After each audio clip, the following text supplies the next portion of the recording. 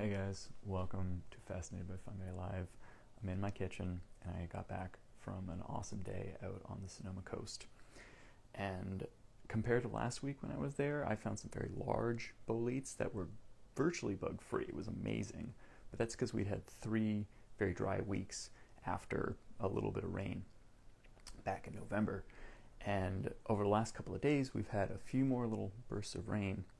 And from that, we've got some amazing fungal diversity. So let me point the camera down so you can stop staring at me. And instead, you can see all of these awesome mushrooms.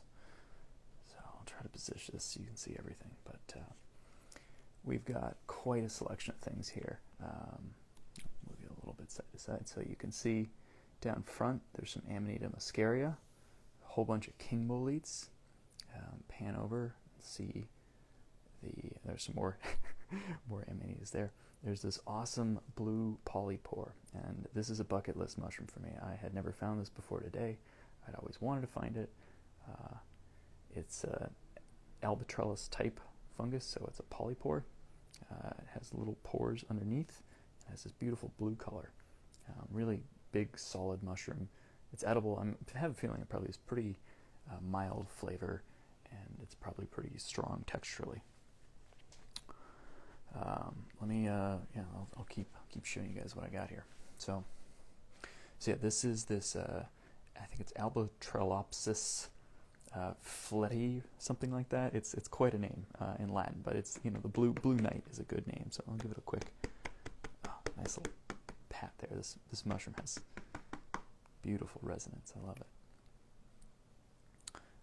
There's this beautiful red Ramaria ariospora, var ariospora, and I can tell that there's another one, var rubella, that's red all the way around, all the way through, and this is the var ariospora because it has a little white base and has slightly yellow tips.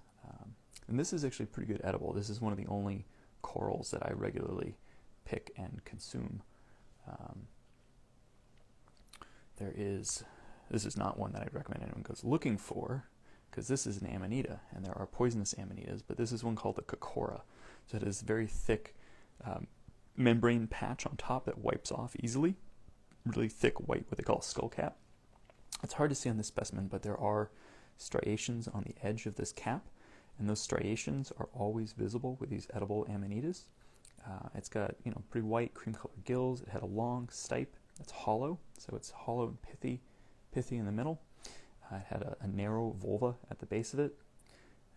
But yeah, this Calyptoderma cocora mushroom is really famous. It's also famous for being one of the mushrooms that people actually die when they do a bad job of collecting this mushroom, because you think you're picking up what's a cocora, and you're actually picking up an ocreata or phalloides, and you can die if you eat that mushroom. But this mushroom is a great edible, so be careful.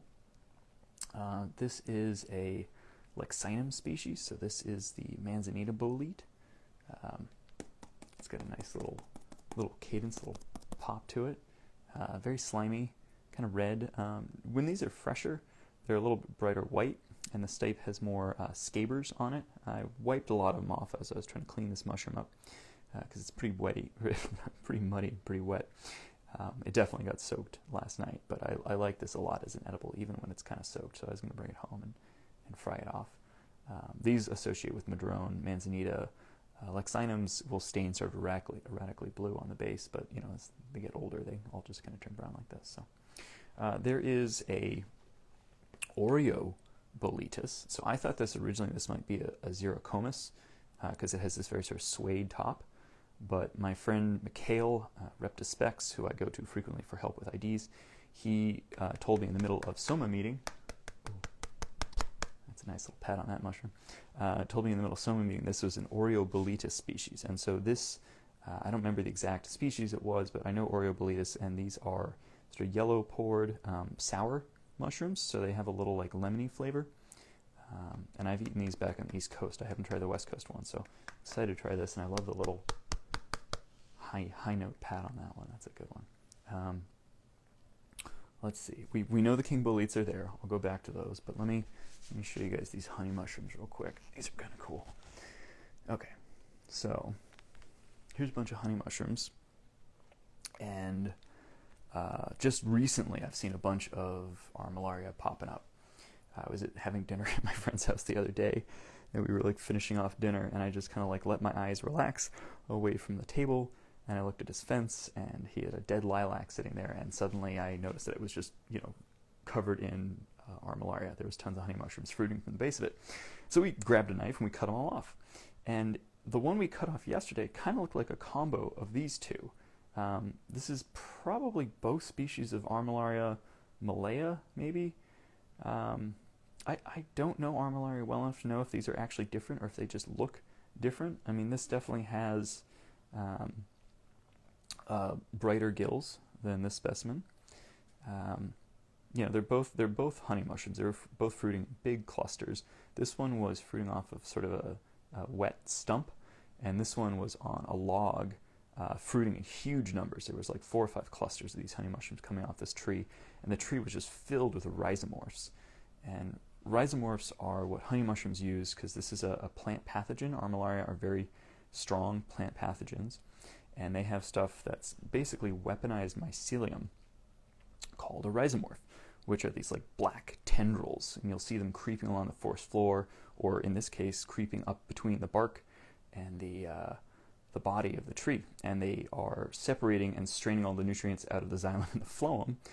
So they essentially girdle the tree, and then they feed on the dead tree's body. And so this tree I came across had like 4 or 5 cluster of honey mushrooms and a cluster of oyster mushrooms coming out of it too.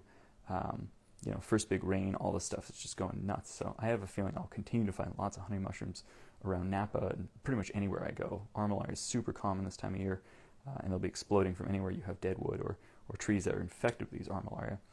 Generally, I don't keep the stems of honey mushrooms because they're pretty fibrous, and so even since the caps are kind of dirty, what I'll do is I'll just dunk them directly into boiling water to clean them and to sanitize them and stabilize them. And honey mushrooms are edible, but they can give people GI upset, and I think it's because they're pretty slimy. And usually with really slimy mushrooms, you can cook them low and slow for like a long time to help mitigate that. But you can also boil these just real quick, and that'll get rid of a lot of the sliminess, and I think it'll help it, like I said, it stabilizes them, it just cleans them, all this stuff. So it's the right thing to do. First move with honey mushrooms is just boil them, and then you can put them in soups and stir fries where the kind of slimy texture is really appreciated. Over here, I've still got a piece of cauliflower mushroom. I've had in the fridge for like 2 weeks. I love this stuff because it keeps so well. This piece was pristine when I first got it. It's starting to look a little old, but it's still amazing for the fact it's been in there for about 2 weeks. I need to make some pasta dish with this, where it's not pasta. I mean, actually use this as the noodle, carbonara or something like that. That's a good one. Okay, coming back down. So yeah, we got a few more big amanita caps. I'm going to dry these out, put them on a little Christmas tree ornament kind of thing, and we're going to get into the other boletes. So I mentioned the Oreoporus bolete, this little yellow guy here that had a nice tap, and this big slimy one. I'm not going to touch this one again because it's slimy. But here are all of the king boletes that I picked today. Oh, there is one other bolete to mention. Okay, so this was some kind of Swillus bolete, probably Swillus luteus. So these are really slippery topped ones with yellow pores. And I saw like 4 or 5 different species of Swillus out there today. But yeah, I got a whole bunch of king boletes, none quite as big as I found last week. And that's fine because I did find, one primo button, which I'm very excited. That nice little tap right there. That's a good one. I got some big chunky ones too. This is, ooh. That's a really nice resonance on that one. That's a nice solid bolete. That's good. I like a good thumper. Some of these other ones are a little more dense. Like I think this one, it's gooey. It definitely got rained on.